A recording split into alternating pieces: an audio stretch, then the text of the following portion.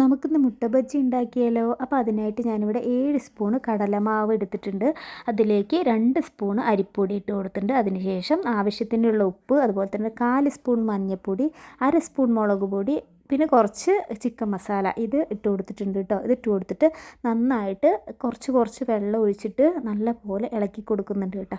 കട്ടകളൊന്നും ഇല്ലാതെ നല്ല രീതിക്ക് തന്നെ ഇളക്കി കൊടുക്കണം കേട്ടോ.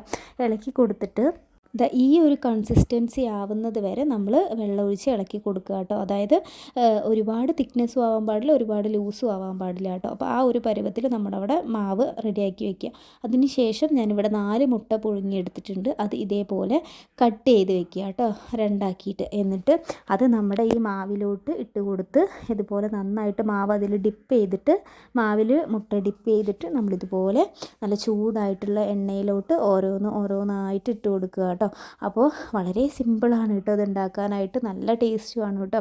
അപ്പോൾ നമ്മൾ വേഗം തന്നെ വെന്ത് കിട്ടിട്ടോ. ഒരു പുറം വെന്ത് കഴിയുമ്പോൾ നമ്മളിതാ ഒരു കയ്യിൽ വെച്ചിട്ട് ഇതുപോലെ മറിച്ചിട്ട് കൊടുക്കുക കേട്ടോ. അപ്പോൾ ഇതാ നമ്മുടെ നല്ല സ്വാദിഷ്ടമായിട്ടുള്ള നമ്മുടെ മുട്ട ബജ്ജി ഇവിടെ റെഡി ആയിട്ടുണ്ട് കേട്ടോ. അപ്പോൾ എല്ലാവരും ഇത് ട്രൈ ചെയ്ത് നോക്കണം കേട്ടോ. Thank you.